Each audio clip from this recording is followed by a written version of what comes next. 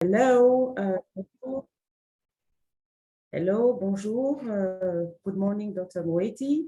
Good morning, everybody. I'm Elizabeth Kouaovi, and I wish to welcome you to the WHO Africa Media Briefing, which is taking place in collaboration with the Apple Group. First, some housekeeping messages. You can choose the language of your choice by going to the globe on the bottom right and selecting your language. And in French, bonjour, je suis Elisabeth Kouaovi. Vous pouvez choisir la langue de votre choix en cliquant sur le globe terrestre qui se trouve en bas à droite de votre écran.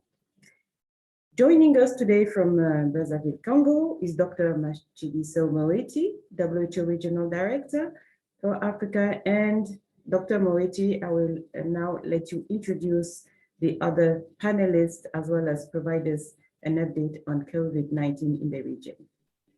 You have the floor. Thank you. Thank you very much, Elizabeth.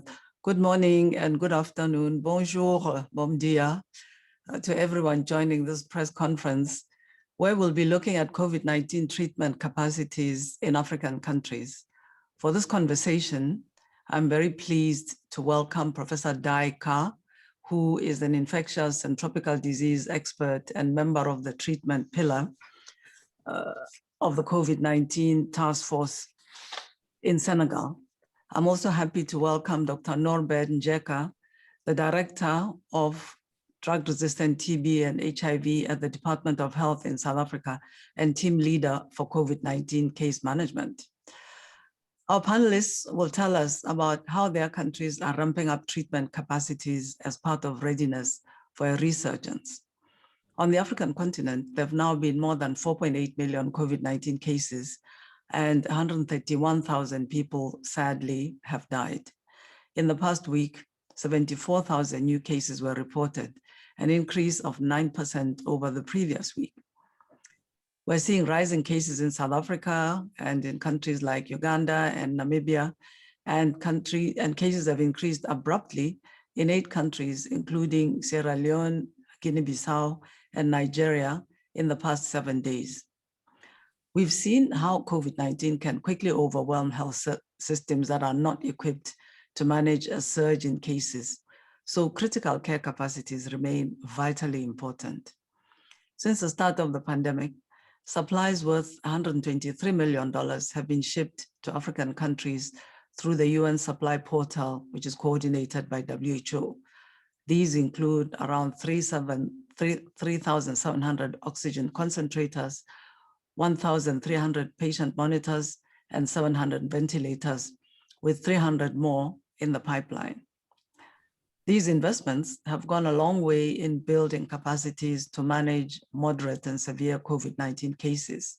However, many African hospitals and clinics are still far from ready for a surge in critically ill COVID-19 patients. Looking at countries in Europe and the Americas, those with more than 25 intensive care beds per 100,000 population were able to meet the increased demands when cases surged. However, among 23 African countries responding to a WHO survey in May this year, only 5 have more than 5 ICU beds per 100,000 people, and most countries, unfortunately, have less than 1 ICU bed per 100,000. This reflects decades long of underinvestment in health systems, among many other competing priorities. These capacities are desperately needed now and need to be ready to face future threats. An assessment by PATH, the Global Health Organization, of oxygen requirements in 24 African countries during the January peak indicated that, depending on each country's epidemiological situation, they required between 1,000 and 700,000 cubic meters of oxygen a day. None of the countries assessed were able to meet their needs. Attention is also needed on the quality of care being provided. And a recent WHO analysis of COVID-19 clinical management protocols in African countries revealed that just over half recommended antibiotics such as azithromycin for mild cases, and 80% recommend antibiotics for moderate cases. However, this treatment may be largely ineffective, as we know that antibiotics don't work against viruses, and should only be used if patients develop a secondary bacterial infection. To prepare for a resurgence, as WHO, we are mobilizing case management experts as we did also in response to previous waves in countries like the Comoros, Guinea-Bissau, Sao Tome and Principe, and others. We are pre-positioning $2 million worth of essential commodities, including 1,000 oxygen concentrators that can be deployed quickly when needed. And partners in the USA, Portugal, and other countries have signaled their readiness to deploy emergency medical teams in the event that local systems need to be reinforced. Investing in critical care capacities in African countries now will pay dividends for the COVID-19 response, along with strengthening health systems to manage major killers like childhood pneumonia, as well as post-cardiac arrest, pre- and post-operative care, and traumatic injuries, among others. This will result in health development gains for generations to come. Turning then to the update on the vaccine rollout, 31 million doses have been administered in African countries. 7 million Africans have received 2 doses. In sub-Saharan Africa, we're at an average of 1 dose per 100 people, compared to a global average of 23 and 62 per 100 in high-income countries. The gap between vaccinations globally and on the African continent is increasing despite the best efforts of African countries because of vaccine inequity. This is a great concern for us, and it was strongly expressed by many ministers of health during the just past World Health Assembly, which is the global meeting of all the world's ministers of health. They emphasized the need for immediate sharing of doses and for longer-term expansion and diversification of production capacities. Nearly 20 African countries have now used more than 2/3 of the doses they've received, and many of these countries are ready, willing, and able to rapidly roll out more. The threat of a third wave in Africa is real and rising. Vaccines are key to staving off a new surge and keeping the most vulnerable Africans out of critical care. Vaccines are truly a gift that will keep on giving. As we are expecting a surge, it's important to strengthen health systems now to save lives. And public health measures remain important to prevent infections that can later become hospitalizations. So I thank you again for having joined us today, and I very much look forward to our discussion. Thank you very much, Dr. Moeti. Let me turn to Professeur Bayeka. Professeur Bayeka, vous êtes parmi nous. Est-ce que vous pouvez nous parler de la façon dont le Sénégal a réussi à gérer... Bonjour, vous m'entendez? Oui, je vous entends très bien. Est-ce que vous m'entendez aussi? Oui, je vous entends. Je suis bien avec vous. D'accord. Professeur Bayeka, est-ce que vous pouvez nous parler de la façon dont le Sénégal a réussi à gérer le traitement des cas de COVID-19? Oui, bien sûr. En tout cas, bonjour à tout le monde. Et c'est un réel plaisir donc, pour moi de participer à cette conférence de presse que je trouve très importante. Alors, donc, moi, je suis médecin infectiologue. Je suis membre du pilier traitement donc, pour ce qui est de l'AMS qui a été mis en place pour la COVID-19 au niveau du Sénégal. Et donc, comme nous l'avons tous constaté, donc, cette première vague, elle était marquée par cette deuxième vague, autant pour moi, était marquée par une augmentation du nombre de cas au niveau, à l'instar de tous les pays, au niveau national, donc au Sénégal, au niveau de toutes les régions, nous avons assisté à une augmentation du nombre de cas. Et cette augmentation du nombre de cas également a coïncidé, donc se faisait parallèlement avec l'augmentation du nombre de cas graves. Donc, ce qui a fait qu'au moment de cette deuxième vague, nous étions confrontés à une tension, donc surtout concernant les lits de réanimation. Vous savez que la prise en charge des patients graves nécessite vraiment des lits de réanimation bien équipés. Donc, on a eu beaucoup de soucis par moment, mais également, on a également été confronté à un défaut de production d'oxygène donc pour certains patients. Si l'on sait que dans le cadre de la COVID-19, donc pour les personnes qui ont des formes sévères avec un syndrome de détresse respiratoire, ils ont besoin de beaucoup de quantité d'oxygène. Donc, par moment, on était confronté à une production, à un défaut de production. Mais il faut signaler qu'au niveau du Sénégal, donc même pendant la première vague, donc vers la fin de la première vague, donc pour décongestionner donc les hôpitaux, les CTE, les centres de traitement des épidémies, Donc, on avait opté pour la prise en charge à domicile, donc des cas, surtout les cas simples, donc qui étaient âgés de moins de 60 ans, mais également qui n'avaient pas de comorbidité. Et donc, c'est pourquoi, avec cette augmentation du décès lors de cette deuxième vague, donc nous avions constaté que presque la plupart des décès survenaient chez des patients qui avaient des comorbidités, notamment l'hypertension artérielle, donc le diabète, donc les maladies cardiovasculaires, l'obésité et également les maladies pulmonaires chroniques. Mais également, survenaient le plus souvent chez des sujets qui sont âgés de plus de 60 ans. Donc, ainsi, donc, pour améliorer la prise en charge des patients, donc, afin de réduire la mortalité, car nous avons constaté que lors de cette deuxième vague, il y avait une augmentation de la mortalité. Donc, plusieurs mesures ont été prises. Donc, ces mesures concernaient essentiellement l'augmentation de la capacité litière, donc surtout les lits de réanimation. D'ailleurs, même, il a été mis en place un hub de réanimation, donc un centre de réanimation sur lequel je reviendrai, mais également du fait de la fréquence des comorbidités chez ces patients qui décédaient. On avait impliqué beaucoup de spécialistes, notamment les réanimateurs, les pneumologues, les diabétologues, les cardiologues, les néphrologues, les gériatres, les gynéco-obstétriciens et les pédiatres. Et également, c'est à l'issue de plusieurs réunions et d'ateliers avec ces différents spécialistes que nous avons mis en place des algorithmes décisionnels pour la prise en charge, mais également des protocoles. Donc, beaucoup de choses ont été revues, surtout avec l'implication des autres secteurs. Donc, il fallait vraiment avoir une prise en charge multidisciplinaire. Et donc, également, nous avons procédé à la supervision des centres de traitement au niveau de la capitale, mais au niveau des régions, donc pour voir quels étaient les points forts de ces CTE, mais également quels étaient les points à améliorer par rapport à ces différents CTE. Donc, c'est ce qui nous a permis, ainsi, donc après, à l'issue de plusieurs ateliers de formation, nous avons mis en place donc, ces algorithmes et tous les acteurs impliqués dans la prise en charge, aussi bien la prise en charge à domicile qui était assurée par les districts que la prise en charge au niveau des CT ont été formés sur les algorithmes en présentiel, mais également en ligne. Également, des supervisions ont également été faites. Et donc, comme je l'ai dit tout à l'heure, devant la multiplication des cas graves, on avait mis en place un hub de réanimation, donc au niveau d'un secteur extra-hospitalier. Donc, on avait équipé ce secteur de lits de réanimation, mais qui n'a pas pu être utilisé, car au moment où ce secteur finissait d'être installé, donc ça a coïncidé avec une baisse du nombre de cas graves.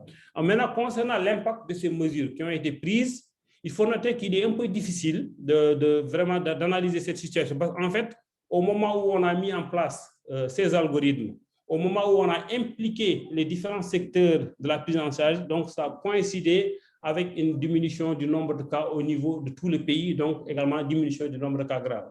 Mais ce qu'il faut noter qu'au même moment, quand même, nous avons constaté une diminution du nombre de cas graves et une diminution du nombre de décès. Avant, on avait 7 décès par semaine, mais après la mise en place de ces mesures, nous sommes parvenus à avoir 2 décès par semaine. Mais comme je l'ai dit, c'est difficile de rattacher ça aux mesures, ça peut être juste dû à la diminution du nombre de cas.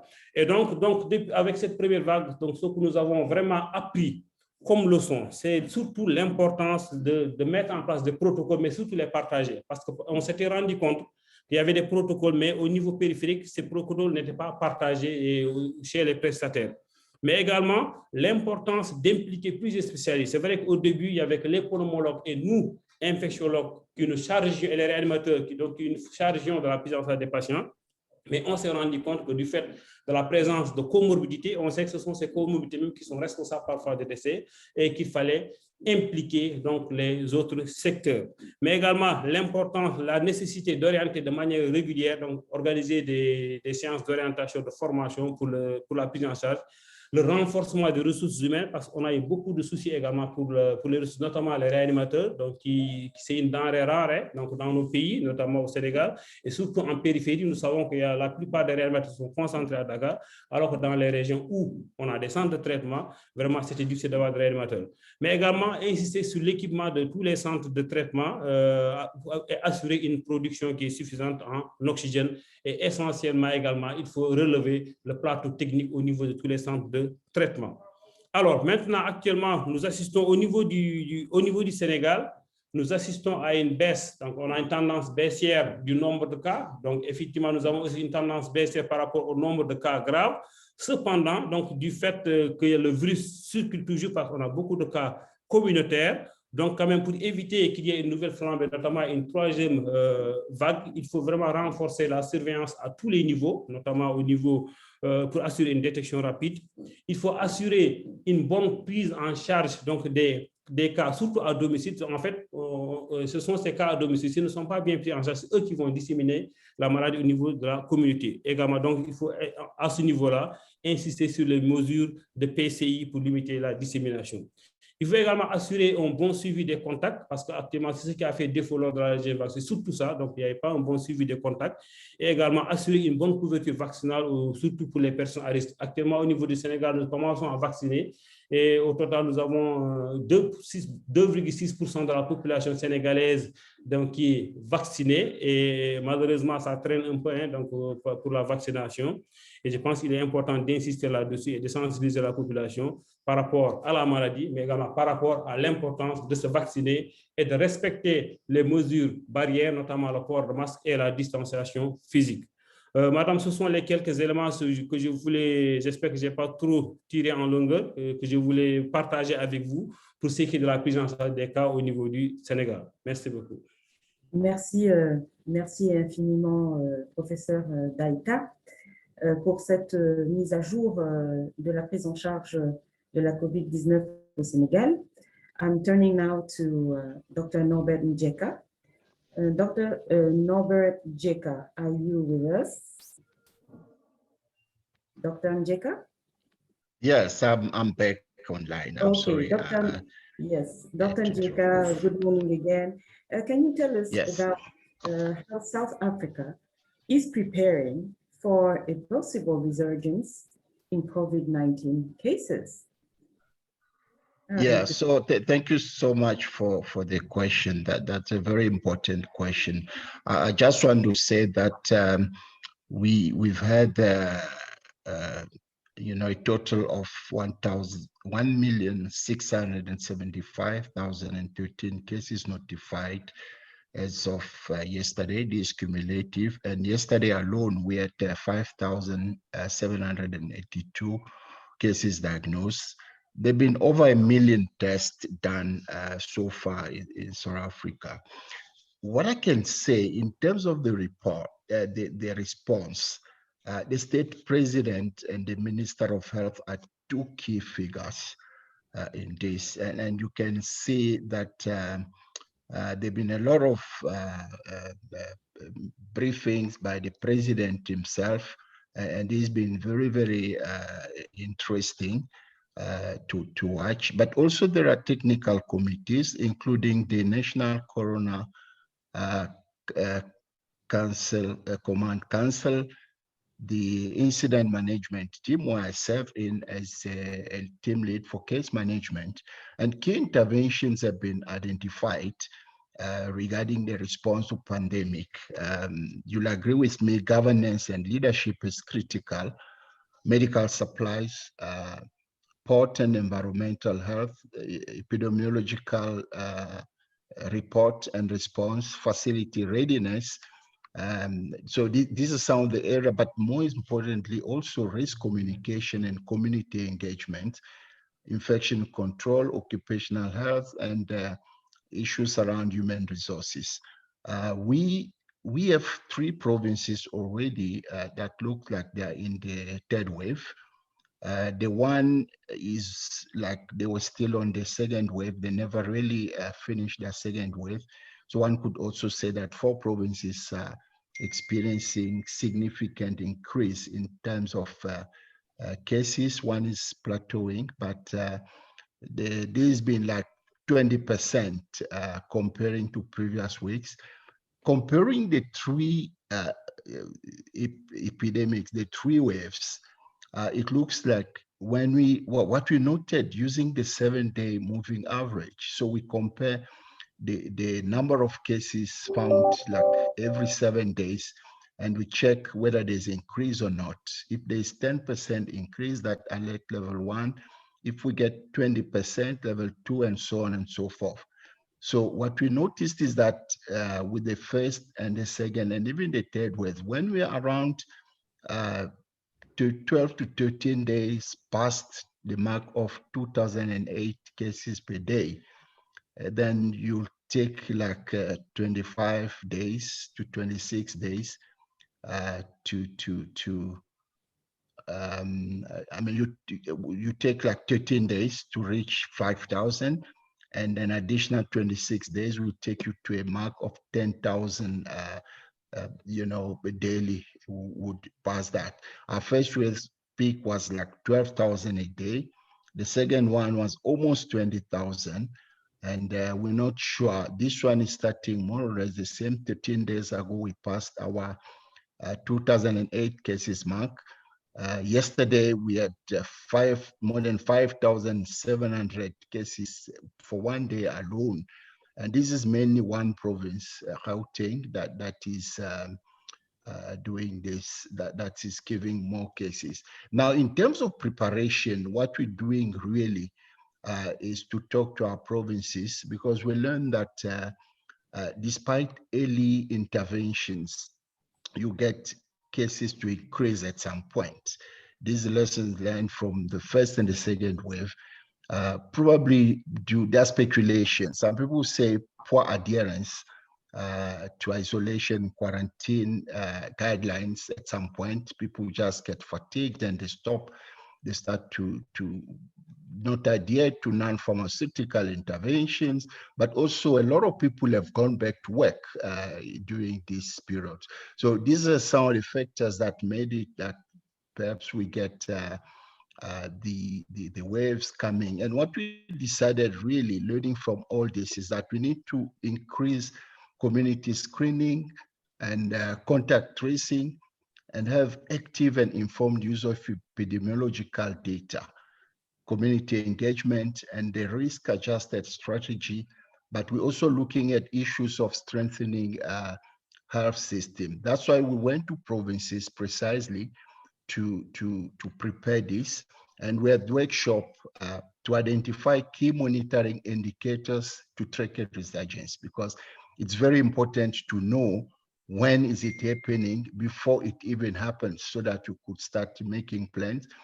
But also to establish thresholds and metrics that can alert a geographic area to a resurgence. That's why we're able to see that the one province started to climb first, and then second, and we're at the fourth one by now. So this is because of the metrics and the thresholds that have been put in place, and our provincial colleagues are, aware of this, and they are able to monitor. We're all able to see what's happening, but also we guide our provinces on actions to be taken to mitigate and respond to resurgence. So some of the things that we do is, for example, the hospital readiness. We look at human resource readiness in constant collaboration with our provincial colleagues, but also the hospital, management from our IMT,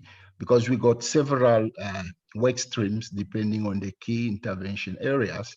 And this has helped a lot, because we're able, for example, to coordinate training for healthcare workers on an electronic platform, Knowledge Hub, which was there before COVID, but has never been really used. Now it's used like never before. But also we're monitoring hospital,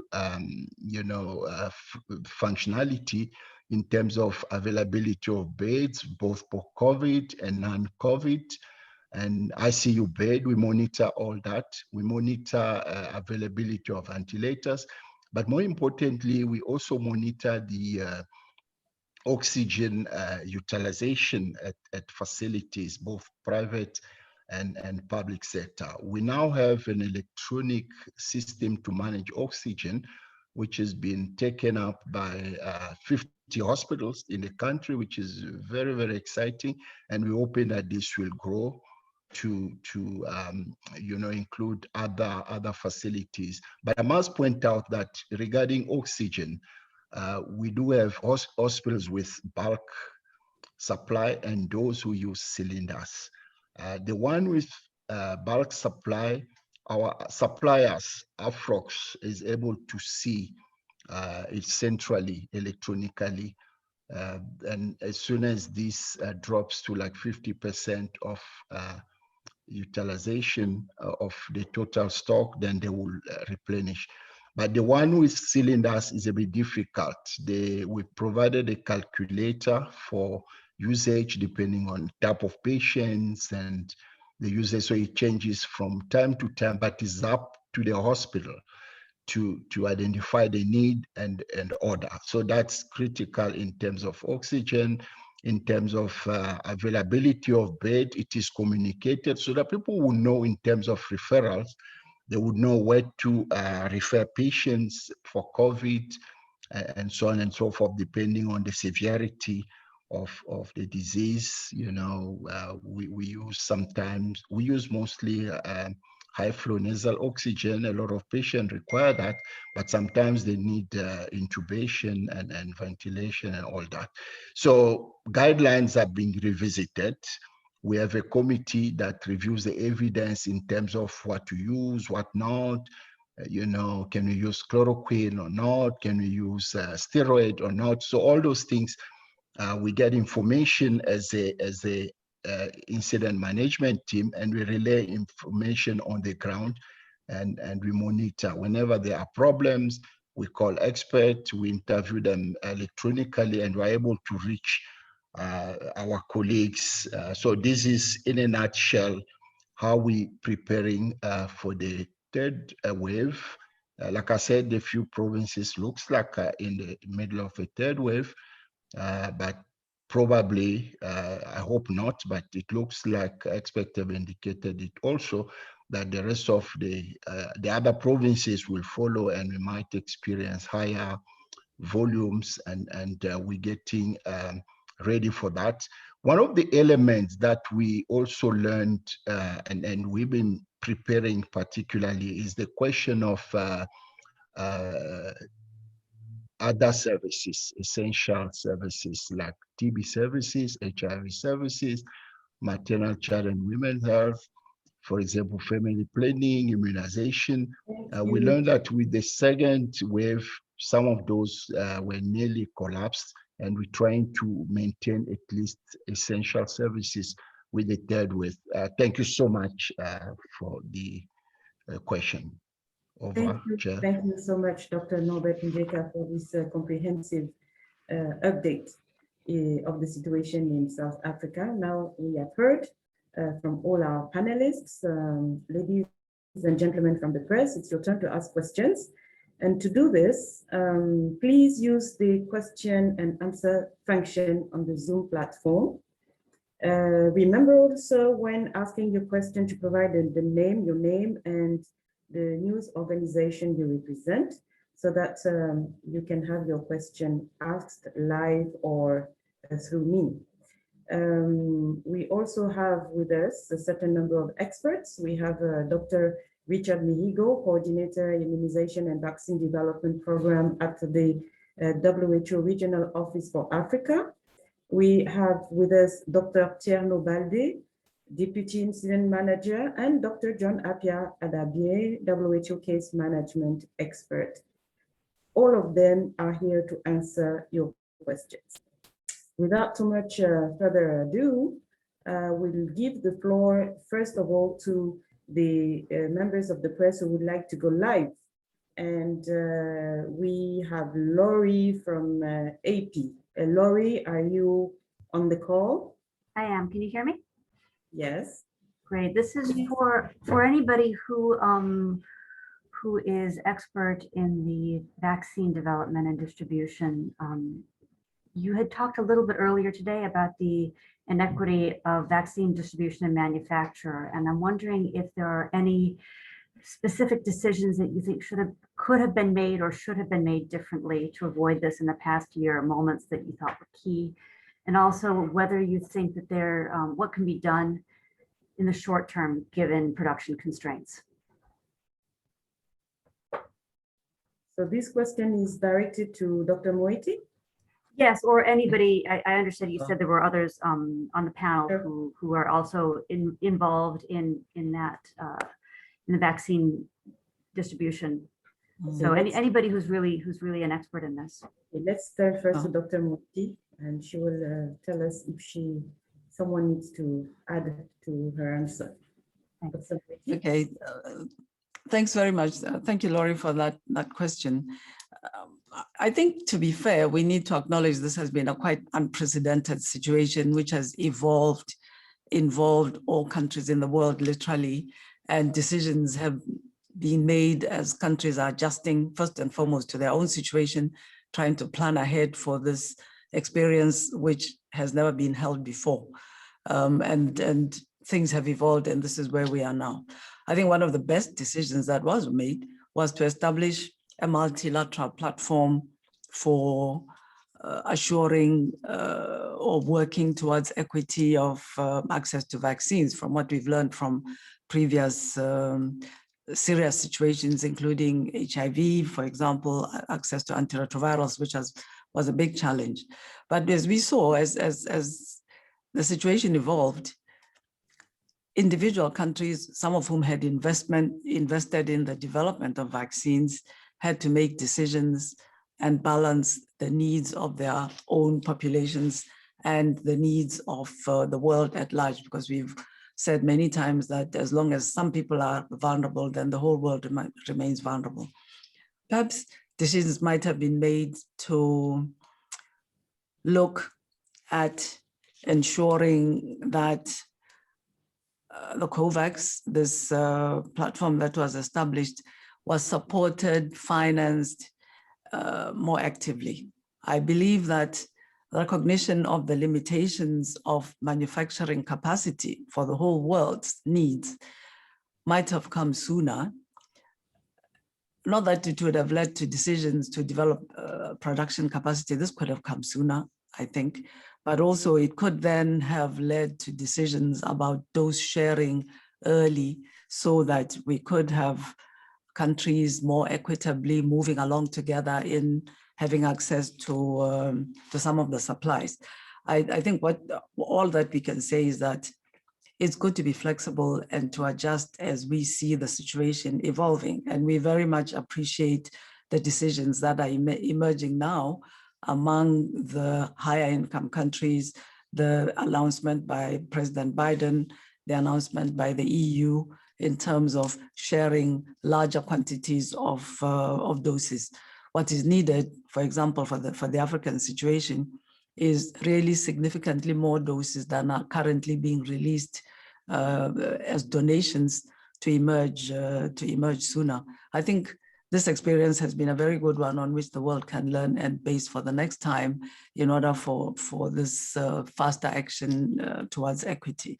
I'll leave the discussion on manufacturing to Richard and say again, there is very active, intense discussion, decision-making and work going on at the level of African politicians, at the level of the African Union, and by Africa's partners, the European Union and others who are actively seeking to rapidly establish manufacturing capacity in African countries. And this is something that will be very important in the medium term and definitely in the long term in addressing this pandemic. So Richard, perhaps you'd like to supplement that. Yeah, thank you, Dr. Moeti. I think clearly the one of the lessons that we've learned from this pandemic is how badly we were prepared in terms of vaccine security in the region, and how clearly dependent the continent is from the vaccines that are currently coming from outside. Even with routine immunization, almost 99% of the vaccine production is happening outside the continent. As has been clearly said by Dr. Moeti, I think there is now a strong political commitment to try to address this issue as soon as possible. And it's not only for COVID-19 vaccines, but also for definitely in a more sustainable manner for vaccine security on the continent. And secondly, I think what the current discussion, how it's evolving, it's on how to put in place platform that could be very quickly turned out to produce vaccines for vaccine preventable threats that may emerge in the future. We hope that this will be the last pandemic, but I think it's better that we get prepared for any threat that may come in the future and how we can quickly respond to it. And then my last comment will be in terms of the short term, as you have asked, Laurie. I think we have heard a lot of goodwill and good commitment of high-income countries to share their dose. But for the moment, what really is lacking is to translate this commitment in a very concrete action in a short-term period. So we are seeing a lot of delays from the time when country made commitment for sharing those and when this is translated in actual delivery in the countries. So maybe this is where in the short term, we need absolutely to work as a global community to fulfill this promise of equity if that donation mechanism has to bear fruits in a short term. Thank you. Thank you very much, Dr. Mihigo. We have a question from Claire Doyen, AFP, that I will ask in French, and actually it's for you, Dr. Mihigo.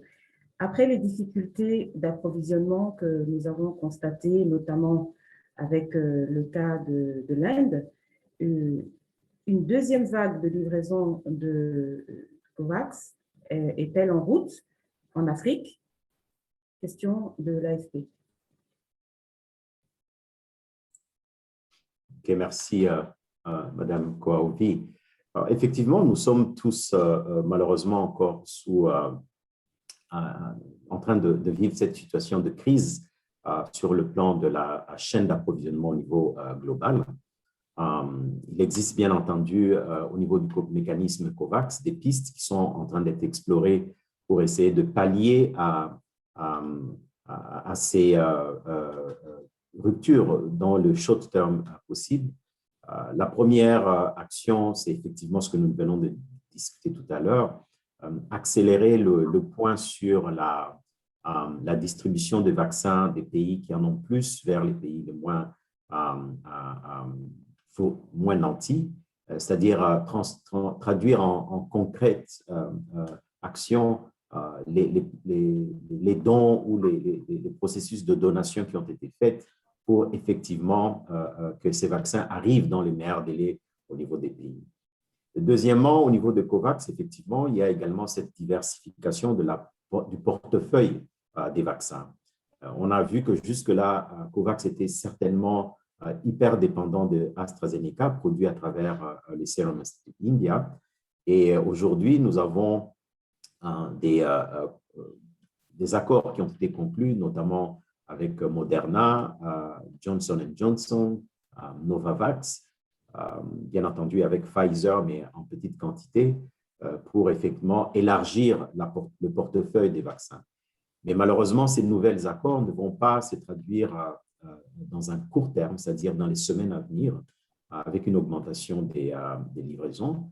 Donc, on compte effectivement à ce que les pays qui ont fait la proposition de partager leurs doses le fassent dans les meilleurs délais. Et c'est ça exactement qui va nous permettre de sortir dans cette situation de crise dans laquelle nous sommes. La semaine dernière, nous avons lancé un appel sur environ autour de 20 millions de doses qui sont nécessaires pour compléter les premières doses qui ont été jusque-là administrées. Donc, il faudra absolument que les choses aillent très rapidement pour que les pays qui ont déjà épuisé leur stock puissent effectivement administrer la deuxième dose dans les meilleurs délais. Merci. Merci, Dr. Mihigo. Dr. Njeka, we have a question from Tobeka Ngema from the Daily News in South Africa. The question is this. A number of ARV recipients had complained that they were unable to get their ARVs from clinics during level 5 of the national lockdown, and this is because the medication was unavailable. What was the cause of this? If the country went back to level 5, How will the health department avoid this situation from happening again, Dr. Njeka? Thank you so much for this very important question. What happened is that last year in March, when we went for our first lockdown, nobody really knew how long will it last, and there weren't proper plans in terms of how do we maintain TB services, HIV services, immunization, and so on and so forth.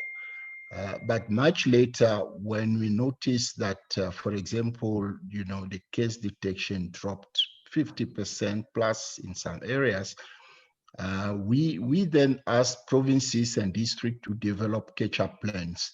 So the plans are in place so that when we go into third wave, there should be a minimum package of care delivered to people. This is work in progress. We shall monitor implementation and address challenges if there are any. Thank you. Thank you very much, Dr. Njeka. I have a question directed to Dr. Moeti from Omar Mohamed from Reuters.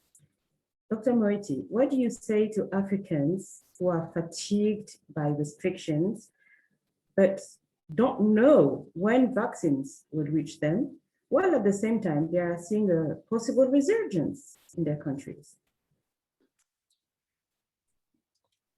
Yes, I think that's a brilliant question because it speaks to the heart of the dilemma, if you like, at the moment. We would like individuals, families, people in the communities to sustain the prevention measures. We have no choice. And I think what we can say to people is how much this is important for themselves, first of all, for their families, especially if there are people who have elderly people who have these illnesses that were so well described by our colleague that make them vulnerable to serious forms of the disease, to more or less keep going for the collective good, for the good of themselves, for their families, because in the end, this is what is going to get us the freedom to be able to normalize life. It's very difficult, I know. And I think what we can see is, what we can say is that indeed we have been disappointed because the rollout of vaccines has not been as we had hoped and had originally been planned. But it is coming. I also will say that our expectation is that these acute difficulties that my colleague Richard was talking about now are going to ease. We're expecting that in the third quarter, so starting from around July, August, we are expecting to start to see volumes of vaccine increasing. It was said that WHO has just issued the emergency use licensing of another Chinese vaccine. We're expecting then this vaccine to be more available. So I can only say to people, it's going to get better. It's been very difficult in the last couple of months. We've been very disappointed that the vaccine campaigns haven't been able to roll out as we had expected. But I would like to encourage people, please keep going. Do your best. Make sure that you have your mask. I also would like to request governments, partners, to provide support to people who can't actually afford to buy a mask or even to have a mask made, to have the mask distributed free, because that will help people as well. But just do your best, even if we see in Southern Africa, for example, that the winter is starting, people will have to stay indoors. Keep away from crowded areas, particularly indoor crowding, and minimize some of the things that you might normally do in your normal life. And let's have the patience. We sympathize very much. It's been a long road. It's been over a year, but I'm very optimistic it'll soon be over, because I expect in a few months, the vaccine availability situation is going to change. And now we'll have the job of making sure that we get those vaccines into the arms of people who are waiting patiently. Thank you. Thank you very much, Dr. Moeti, for these words of optimism. I will turn now to Esther Nakazi, a journalist in Uganda. She is willing to go live. Esther, are you on the call? Yes, I am. Can you hear me? Yes. Thank you very much. My question goes to Dr. Moeti and probably Dr. Muhigo. we know, or I understand that in terms of dose sharing, donor countries are earmarking which geographical region the doses that they want to share go to. And in your opinion, are there any parameters that are existing to ensure equity and donors playing favorites when they say, I want my doses to go probably to East African region or West African region? What are you doing about it? Thank you. Okay, I think we've seen a combination of indications by the countries donating vaccines. Some have started with donating to specific countries, but for example, the announcement made by the US president recently of the 80 million doses indicated that a significant proportion of those would be through COVAX. And we are more and more hearing the partners indicate that they would like to donate through this mechanism, which is one way of ensuring equity, because it's a very basic principle of COVAX. We know, of course, we expect that some of the doses might also be provided through the African Union. And I know that their mechanism, the AVAT, also is very much emphasizing equity. So I think we have a combined picture. We can only encourage those who are donating to do so in a way that enables, as I said before, us all to move along together in the whole world. So, as we are increasing the proportion of people covered in one country, we're hoping to do that across the continent, since we're having to catch up with the rest of the world. And we would very much like to encourage the donations to happen in that way. Thank you, Dr. Moeti. Nous avons une question de Jeanne Richard de RFI qui s'adresse au professeur Daïka. Professeur, est-ce que le Sénégal utilise toujours l'hydroxychloroquine pour le traitement de la COVID-19, sachant qu'aujourd'hui, plusieurs études scientifiques ont conclu à l'inefficacité de cette molécule et sachant aussi que l'OMS ne recommande pas ce traitement?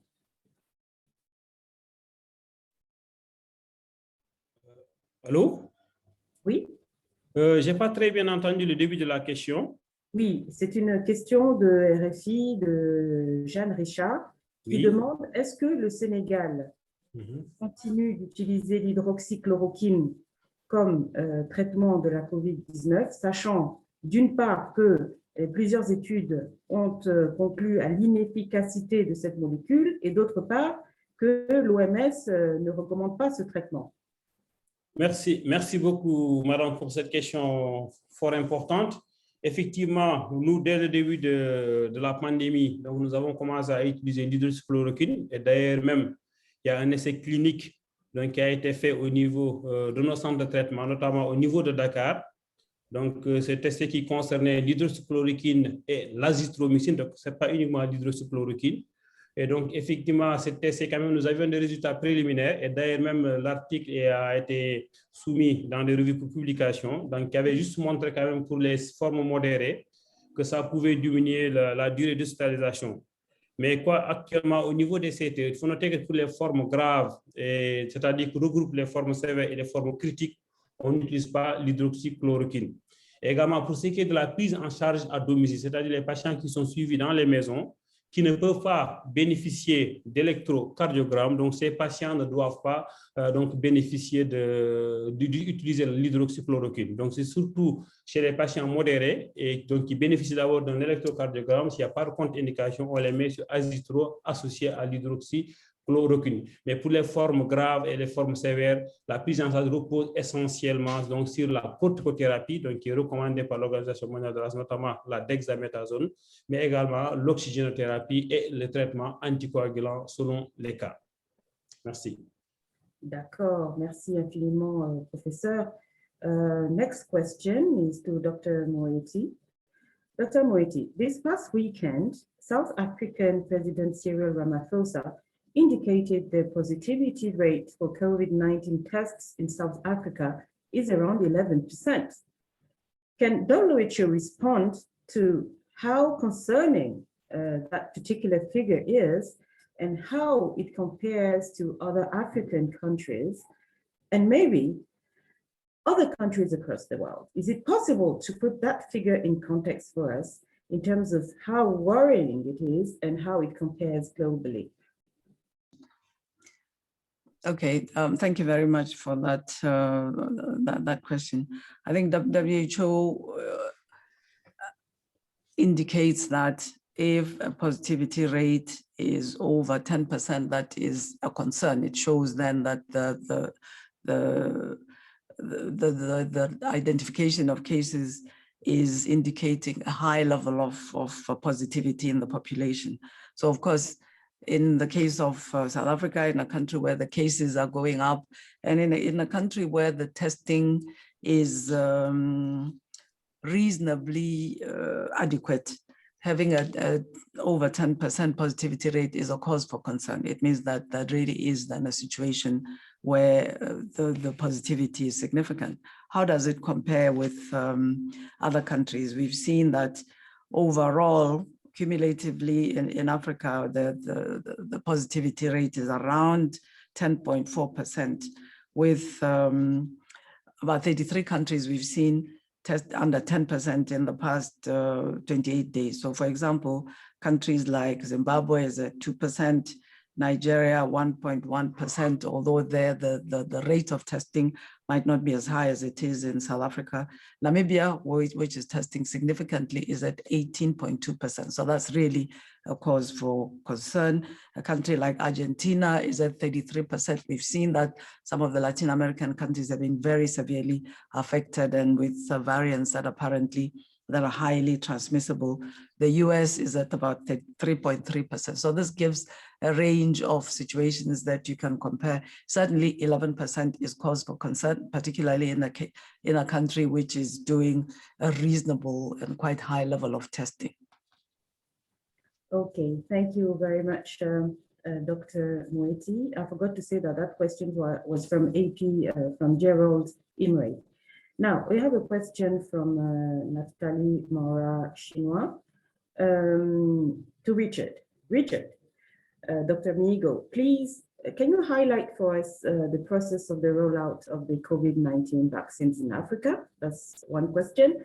And the follow-up question is, do you foresee the continent attaining the 10% vaccination target against COVID-19 by September? Dr. Mihigo. Yeah, thank you. Thank you, Madam Kouaovi.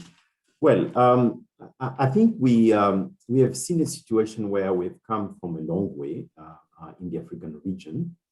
Most of the countries started to roll out their vaccine around end of February, beginning of March, which coincided with the first delivery of vaccines that are coming through the COVAX facility.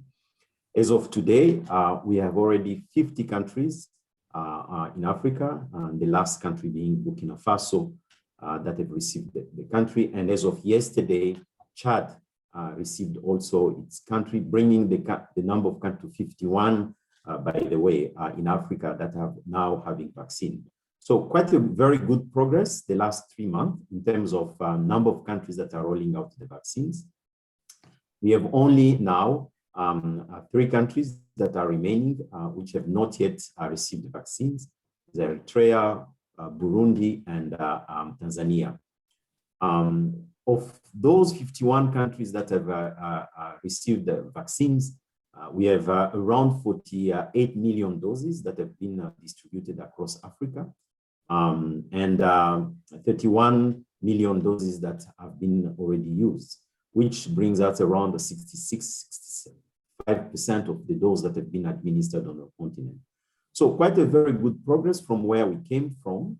And we've heard from the brief opening remark from Dr. Moeti, a certain number of countries that have even used up most of their doses. We do have, however, few challenges in few countries in terms of implementation of the vaccine for many reasons that we are trying to address. And the focus now has been on how collectively we can support countries to move to the next step completing the second dose, and as you've heard, preparing for the delivery of more substantial doses starting the third quarter of this year. So coming from a long way, very good progress, few issues the last couple of weeks in terms of availability of the supply, but very good prospects moving forward in terms of increasing volumes of vaccines. And I think we are trying to also take this opportunity to work with countries to prepare better for the rollout of these vaccines moving forward. Now, with the 10% target by the end of September, I think certainly this is a very, very important milestone that was raised by the WHO Director General during the World Health Assembly. We have already estimated how many doses are needed to help every country to reach that target. It is a very ambitious target, we know, but it's a very necessary target. We are working, really supporting hard to get to that point. It will be very challenging. But if those increase, if the supply increase and the support to the country, we could potentially, with the support of WHO and partners, help countries to get closer to that objective. Over. Thank you very much, Dr. Minigo, for this comprehensive answer. I'm turning to Dr. Njeka. Dr. Njeka, in Western countries, people who are vaccinated will be very soon able to start traveling, and we know that people who are vaccinated can still be infected and they can still transmit the COVID to another person. So should African countries be worried about it? I'm not sure whether we should be worried about people who are vaccinated traveling. The issue is that many people have to travel for work, and the various lockdowns that we've had have really killed some of the businesses. A lot of entrepreneurs have closed and all that. So people have got to travel if they've had vaccination. What we do in South Africa, really, we've been advising people to continue to observe social distancing, wearing masks, because very few people have been vaccinated. Most people are not yet vaccinated. So you can't tell anyone stop using a mask and all that. And indeed, we've seen a few people who got the disease after being vaccinated, but also people are anxious about the vaccines. There are people who would say, I'm okay, give me the vaccine. Meanwhile, they were having other health issues. So all these are problems that we have, and we got to deal with them. But I think traveling should be for essential reasons. I'm not sure whether we've reached a point where we should be traveling for parties, for leisure, maybe not yet, probably for business, it is justified. Thank you. Thank you. Thank you very much. The next question comes from BBC, Rhoda Odhiambo, and it is directed to either Dr. Minigo or Dr. Noeti. The question is this: just seeking clarification on what it means for a person to be fully vaccinated. In Europe, one is only regarded fully vaccinated 14 days after the second jab. Is there a general or global rule? And if yes, what is the significance of the 14-day window? Okay, thank you. As you've said, several of the vaccines that are being used need a second dose in order for the immune response that is triggered by the vaccination to reach a level that is optimal in terms of what the vaccine must do. And several of them actually don't prevent infection, but they prevent severe disease. So I think it's a matter of really giving time for the vaccine to trigger the immune response, the production of antibodies in the person that is vaccinated, so that they can be able then to have so the vaccine can be able to have the impact in terms of reducing risk of either acquiring the virus if the person is exposed, or getting seriously ill if the person is exposed. It is simply that I can't be vaccinated today and assume the vaccine tomorrow is having the impact that I'm expecting. This immunological response, this biological response in my body, producing several elements of the efficacy in terms of resistance of infection or ability to modify and moderate the severity of my disease takes some time. That's why this kind of period is defined. So it's 2 weeks apparently. I think this is the level of time it takes for the biological response to happen. So you reach a level of where the efficacy of the vaccine will be able to start. Thank you very much. We are running out of time. I would like now to wrap up this press conference, and we can turn to our panelists and hear the final messages. You have about 1 minute each. If in the meantime there is a final question, I would like you to answer that final question while wrapping up.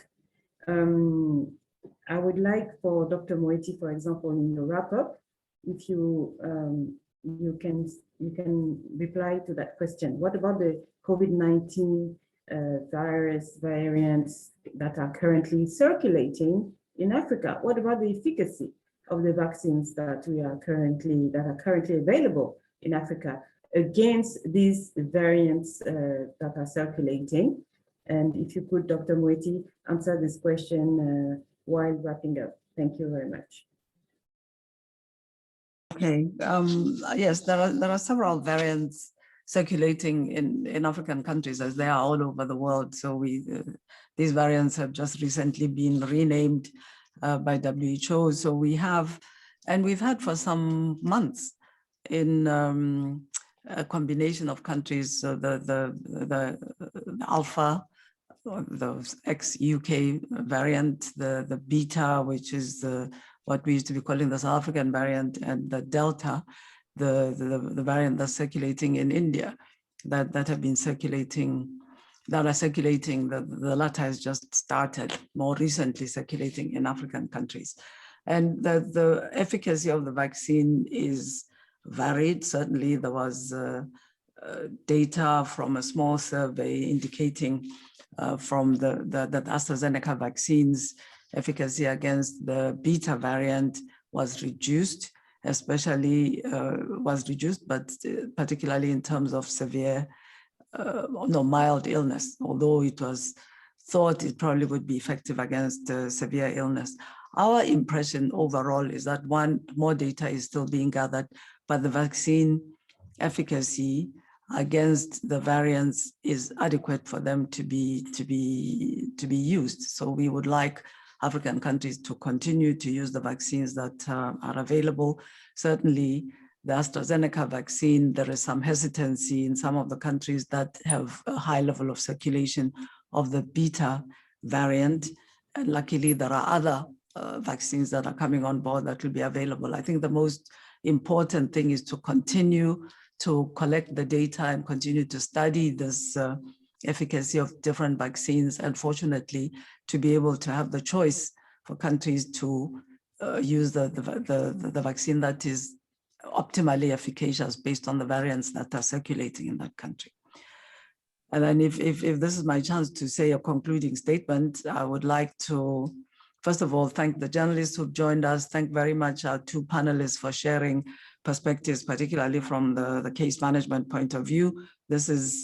I was very struck by the comments from our colleague from Senegal, all the learning that has happened, really driving the idea of it's important to have an integrated approach among specialists and to think about where people need to get treatment that is close to them it will not be in an ICU in a specialized hospital in the capital city. So this underlines again the importance of what we are promoting very much in WHO, universal health coverage, having at the different levels of the health system what's appropriate and feasible to do so that people can get the best treatment that they can close to where they live. And just to conclude, I'd like to repeat again and my encouragement to people in our communities. The vaccine issue will be solved. And I'm very optimistic about what's going to happen in the next few months. We've gone through a very difficult, and are currently today going through a difficult period in terms of having adequate vaccines for the second dose in most of our countries. But I'm very optimistic that in the next few months, we will start to see an increase in the availability, the diversity of vaccines that are licensed. Please, let's keep up what we can do in our own individual families, at our workplaces, wearing our mask correctly, keeping a distance to the extent possible, not going to indoor gatherings to the extent possible, and washing our hands frequently so we're not moving the virus that way. Thank you very much for having joined us today. Thank you, Dr. Moeti. You heard Dr. Moeti. Keep your distances, keep social distancing, the precautions, and we will soon get all vaccinated. Let me give the floor, Professeur K. Je vous donne la parole pour quelques mots de conclusion. Merci beaucoup. En tout cas, c'est un plaisir d'écouter tous ces panélistes donc pour vraiment ces informations très importantes qu'ils ont eu à livrer ce matin. Alors moi, juste pour conclure, je voulais vraiment insister. Bon, actuellement, je sais qu'en tout cas au niveau du Sénégal, nous assistons à une tendance baissière de l'épidémie. Je pense que c'est le cas pour plusieurs pays. Mais il faut vraiment qu'on fasse attention parce que vu que le virus circule toujours, parce que nous avons toujours des cas communautaires, et malheureusement, en tout cas au niveau du Sénégal, toutes les activités ont presque repris. Donc, il n'y a plus de distanciation physique, le port de masque également est négligé. Et également, malheureusement, il n'y a pas une adhésion des populations par rapport à la vaccination parce qu'il y a beaucoup de réticences et surtout depuis avec les cas qui sont avec AstraZeneca, les populations sont réticentes par rapport à la vaccination, ce qui fait que nous n'avons pas une bonne couverture vaccinale. Et malheureusement, les activités ont repris, donc je pense que vraiment, il faut qu'on sensibilise les populations. Donc, il faut aller au niveau des communautés, les sensibiliser, mais surtout les impliquer dans la prévention pour éviter une éventuelle seconde vague. L'autre élément également, c'est par rapport aux autorités, mais également par rapport aux structures de santé. Je pense que c'est en ce moment où il y a vraiment cette tendance qu'il faut se préparer pour une éventuelle première vague, parce que nous avons beaucoup, troisième vague, parce que nous avons beaucoup appris de la deuxième vague avec le problème de lits de réanimation, avec le défaut de production d'oxygène, avec le problème de ressources humaines. Je pense en ce moment qu'il faut se préparer, mettre en place tout ce dispositif pour pouvoir faire face à une troisième vague. En tout cas, ce sont les mots de la fin que j'avais et je vous remercie encore de m'avoir associé à cet important panel. Merci beaucoup. Merci, professeur K, pour ces mots de sagesse. Mieux vaut prévenir que guérir, toujours. Let me give the floor to Dr. Njeka for his concluding remarks. Thank you so much, Madam Facilitator. What I would say really as a concluding remark is that it is clear from expert reports that all countries are not diagnosing, are not finding all the cases that exist. So what we have reported now is not necessarily what we have. We do have far more than what we are notifying. So we need to intensify case finding. We need to make it integrated with TB, with HIV, so that we can find more cases, we can resuscitate TB services, HIV services that are collapsing because there's been too much focus on COVID and they tend to collapse. Secondly, the COVID is a challenge, but it's exposing old challenges of our weak health systems. So we need to really look at that, reflect on that seriously. There are also opportunities. For example, now we do have better collaboration in South Africa and in many countries between private and public sector. It wasn't there before. We need to capitalize on that. we managed to convince most of our people to be wearing masks. This is a good habit. It's required. We needed it yesterday for household of TB and other conditions. So these are things that need to really be intensified, and we must take the vaccine. Unfortunately, I have to say this, must address misconceptions and get our continent, our region vaccinated so that we could deal with this pandemic in other ways. Probably vaccine is a very important part of the fight against COVID. Thank you. Thank you very much, Dr. Njeka. This is the end of our virtual press conference. I would like to thank all our panelists for their excellent interventions et informer les journalistes francophones qu'ils peuvent rester parce que les experts Dr. Richard Mihigo et Dr. Baldé seront en ligne pour continuer à répondre à des questions en français. So, French journalists, please stay back. There will be a session in French with our experts, Dr. Mihigo and Dr. Baldé. Thank you. Have a nice day all. Keep safe and get vaccinated. Bye. Thank you. Bye-bye. Thank you.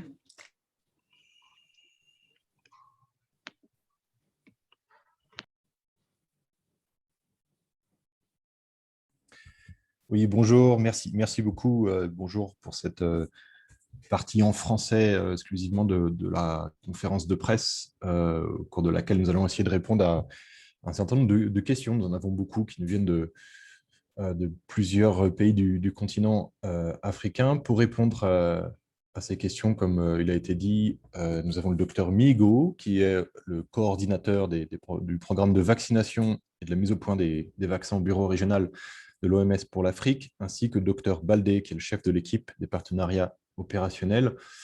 J'espère que tous les deux sont encore avec nous. La première question est celle du docteur Roger Moyou-Mogo de Canal+ Afrique, qui nous demande de faire un point sur les variants du virus qui circulent actuellement en Afrique et surtout sur l'efficacité des vaccins qui sont disponibles sur le continent sur ces virus. Est-ce que le docteur Mihigo est toujours avec nous en ligne pour répondre à cette première question?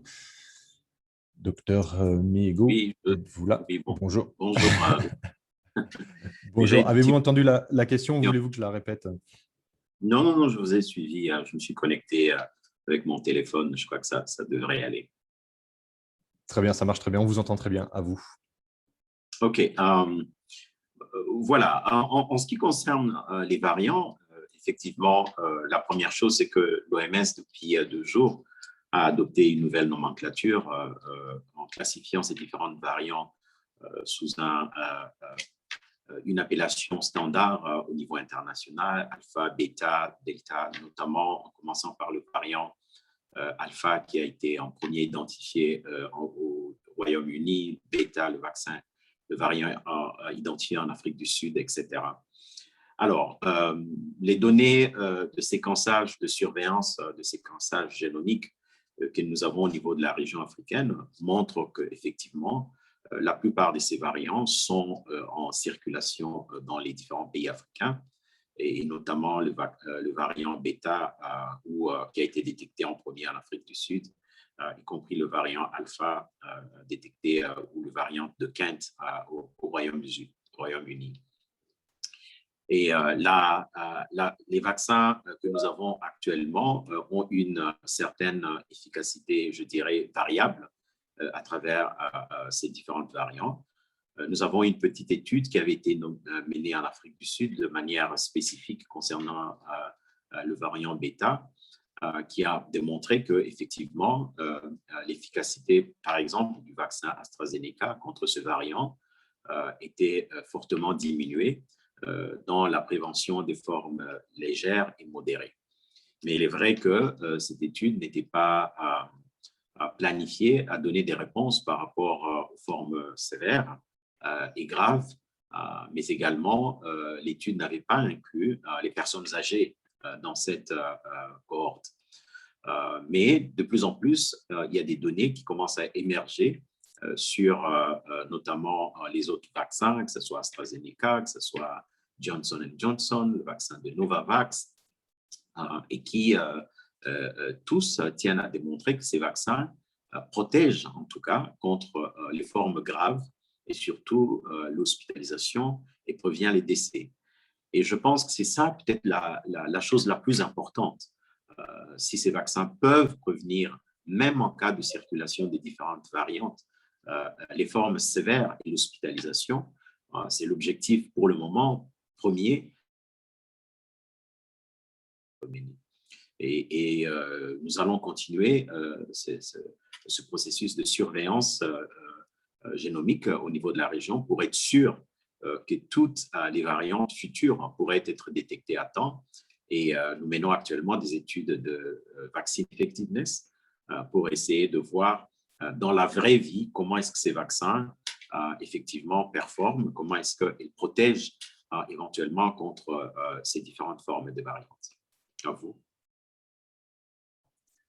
Merci beaucoup, Dr Mihigo. Je propose de rester sur les questions de vaccins. Nous avons une question de Djeneba Hortense Thieba de la radio Mounio au Burkina Faso qui demande à avoir des informations sur les vaccins fabriqués en Chine. Certains ont été récemment approuvés par l'OMS. Et ensuite, concernant la fabrication de ces vaccins en Afrique, qu'est-ce qu'il est actuellement envisagé? Est-ce que chaque pays fabriquerait ses propres vaccins ou est-ce que la fabrication serait concentrée dans un seul pays puis distribuée? OK. Effectivement, c'est une très bonne nouvelle que, comme je le disais tantôt, le portefeuille des vaccins qui est maintenant disponible et qui ont reçu l'approbation d'utilisation en urgence par l'OMS s'élargit. Le 5 mai, le vaccin fabriqué par Sinopharm a été autorisé par l'OMS pour l'utilisation en urgence. Et il y a 2 jours, le deuxième vaccin de Sinovac a également été utilisé. Donc, c'est vraiment un grand pas en avant d'avoir ces 2 vaccins chinois qui ont été évalués et jugés respectant tous les standards internationaux pour être utilisés par les systèmes des Nations Unies, y compris la facilité COVAX. Donc, c'est plutôt une bonne nouvelle. En ce qui concerne la production de ces vaccins, il est vrai qu'il existe des discussions au niveau de l'Union africaine, mais également de l'OMS, pour appuyer les pays à faire une production locale des vaccins au niveau de l'Afrique. Mais comme on le sait, la production des vaccins est une entreprise de longue haleine qui prend du temps. Mais il y a déjà des négociations, particulièrement au niveau du Maroc, au niveau de l'Égypte, de voir comment est-ce que ces vaccins produits en Chine, particulièrement le vaccin de Sinopharm, pourraient éventuellement être produits au niveau de la région africaine. Mais je pense que pour le moment, ce qui est le plus urgent, c'est que ces compagnies puissent augmenter significativement leur capacité de production afin effectivement que les doses soient disponibles maintenant, quitte à ce que le processus de fabrication ou de discussion avec les pays pour avoir une certaine autonomie régionale dans la production de vaccins puisse continuer en parallèle. Merci beaucoup, Dr Mihigo. Peut-être une question maintenant pour Dr Baldé. C'est une question de Constance Mananga de la radio-télévision nationale congolaise RTNC, en RDC donc. Et c'est une question qui concerne plutôt le protocole, les traitements de la COVID. Est-ce qu'aujourd'hui, il existe un protocole universel pour traiter la COVID-19 ou est-ce que chaque pays suit son propre traitement? Oui, merci et bonjour, bon après-midi à tout le monde. En fait, définitivement, ici, l'Organisation mondiale de la santé en tant qu'organisation donc, qui définit un peu ses normes et ses standards un peu scientifiques s'appuyant sur des bases spécifiques, donc donne des guidances, des normes ici là que les pays donc, sont censés suivre et adapter en fonction aussi de la situation locale à laquelle ils font face aujourd'hui. Donc, il y a des normes et des guidances internationales.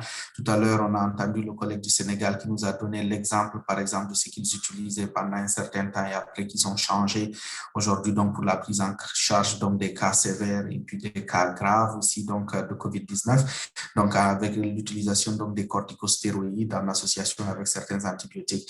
Donc, il y a des guides, effectivement, des guides de pratique qui sont élaborés, qui sont testés, qui sont adaptés au fur et à mesure en fonction du niveau de connaissance que l'on a aussi donc, de cette maladie-là, qui sont partagés avec les pays, que nous essayons de véhiculer autant que possible, donc pour qu'il y ait vraiment une certaine utilisation optimale donc, de ces guidances-là.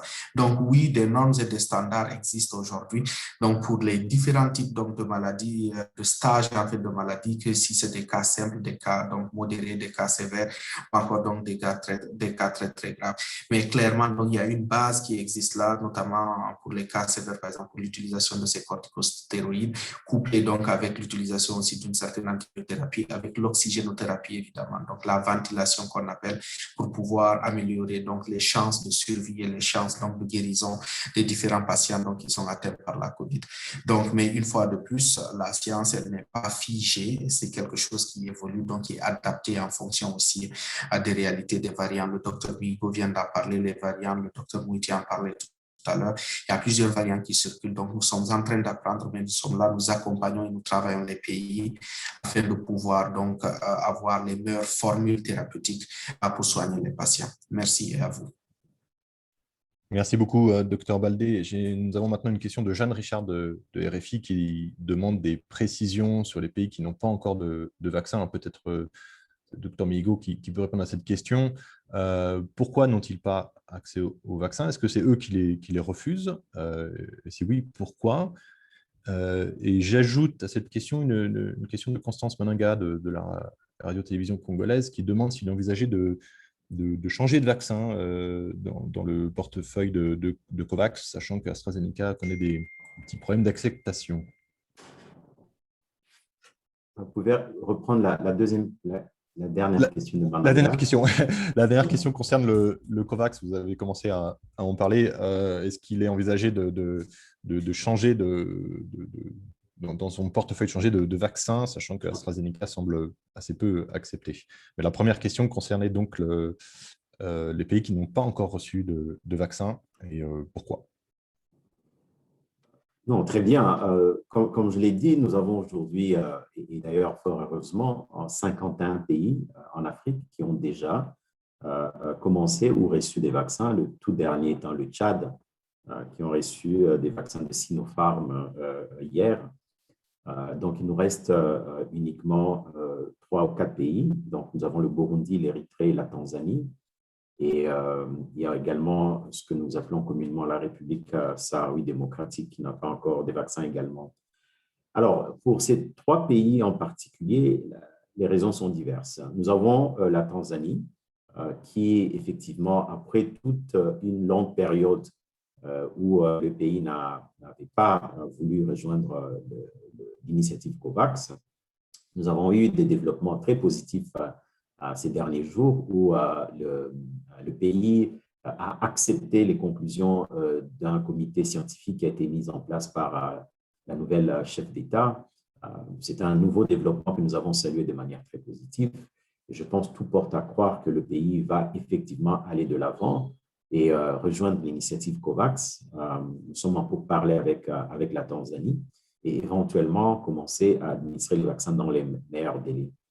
La situation est un peu différente au Burundi et en Érythrée, où nous n'avons pas de raisons suffisantes pour savoir pourquoi ces 2 pays en particulier ne veulent pas commencer la vaccination. Nous continuons à travailler avec ces 2 pays pour les emmener effectivement à intégrer la composante vaccination dans leur arsenal de riposte. Je tiens à souligner que ces 2 pays quand même continuent à travailler avec nous pour tout ce qui concerne la prévention à travers les mesures barrières, à travers la prise en charge de cas, etc. Alors, en ce qui concerne changer des vaccins, effectivement, comme je l'ai dit avant, la facilité COVAX est en train de tout faire pour diversifier le portefeuille de vaccins. On a vu combien le monopole d'un seul vaccin, lorsqu'il y a des problèmes, créé suffisamment de soucis. Dans l'appel que nous avons lancé, qui a été envoyé au niveau des pays membres de l'Alliance qui ont souscrit à COVAX, on leur a demandé pour l'allocation qui commence, ce que nous appelons la quatrième allocation, de faire leur choix entre différents vaccins. Donc, on a donné au pays le choix de choisir entre le vaccin d'AstraZeneca, le vaccin de Johnson & Johnson et le vaccin de Pfizer. Donc, ces trois types de vaccins existent maintenant dans le portfolio de COVAX pour les prochaines livraisons. Et les pays doivent se prononcer sur, soit maintenir l'allocation actuelle uniquement avec AstraZeneca, ou bien utiliser deux types de vaccins différents, parce que nous avons déjà des pays qui ont reçu deux types de vaccins différents à travers COVAX. Des pays comme Cap-Vert, des pays comme la Tunisie, le Rwanda ont reçu, le Togo dernièrement, ont reçu les vaccins de Pfizer et le vaccin de AstraZeneca. Alors, plus les doses vont devenir disponibles, plus cette offre diversifiée sera offerte aux pays qui pourront choisir le type de vaccin dont ils pensent est le mieux adapté à leur pays. Donc, il n'y a jamais eu d'obligation au sein de COVAX d'imposer un type de vaccin par rapport à un autre. Mais je tiens à souligner que le vaccin de AstraZeneca reste un vaccin qui est fortement demandé par beaucoup de pays. Et lorsque des doses deviennent disponibles, les pays réellement demandent à ce que ce vaccin leur soit distribué. Donc, ce n'est pas une situation générale de refus de ce vaccin. À vous. Merci, Dr Mihigo. Et pour la dernière question, peut-être Dr Baldé peut y répondre. Enfin, vous me dites, est-ce qu'on peut parler dans certains pays d'une troisième vague, comme au Nigeria? Dans ce cas-là, est-ce qu'il y a un variant particulier qui est impliqué? Et surtout, question un peu plus compliquée à répondre, combien de vagues va-t-on connaître? À quel moment est-ce que tout ceci va s'arrêter?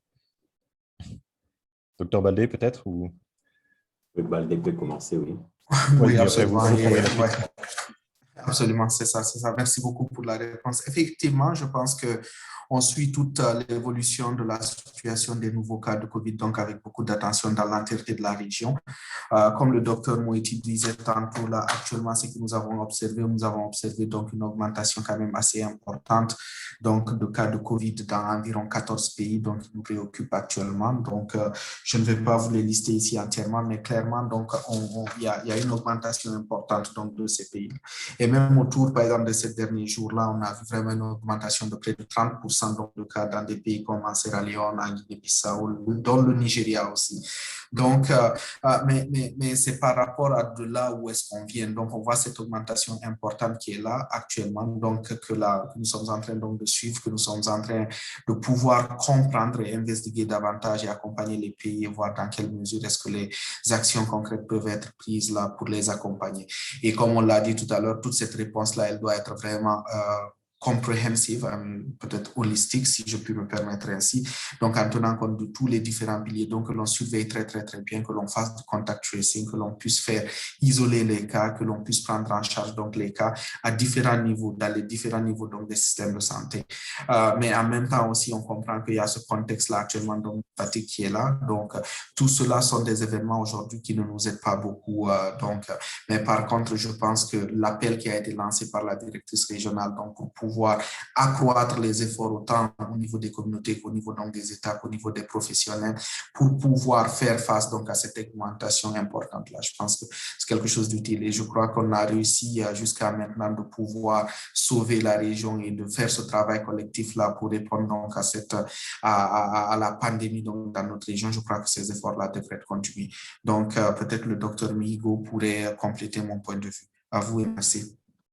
Oui, très rapidement. Je pense que la seule façon pérenne de prévenir les vagues futures et ultérieures, effectivement, c'est d'augmenter l'immunité de la population. La vaccination aura certainement un rôle important à jouer dans ça. On a vu dans les pays qui ont pu vacciner une grande partie de leur population, le nombre de cas diminue et diminue d'une manière, je dirais, pérenne. Donc, tant que nous n'aurons pas suffisamment beaucoup de personnes qui seront immunisées, qui seront vaccinées, qui seront protégées, il n'est pas surprenant, effectivement, que nous ayons cette, je dirais, épidémie qui va être de manière cyclique affecter nos différentes régions et nos différents pays. Donc, je pense qu'il est maintenant établi que le consensus pour aller de l'avant et pour avoir des résultats, je dirais, terrain, bien entendu, il faudra absolument que nous augmentions le nombre de personnes et la couverture vaccinale, en même temps que nous mettons en place ces mesures barrières qui, malheureusement, on vient de le voir, connaît leurs limites 1 an et demi après les débuts de cette pandémie. Donc, la seule façon pérenne réellement de prévenir les futures vagues va être de vacciner autant qu'on peut pour être sûr que nous avons une protection de la communauté, des individus de la communauté pour arriver à cette immunité collective que nous appelons de tous nos voeux. À vous. Merci beaucoup, Dr Richard Miégaud. Merci beaucoup, Dr Tierno Paldé.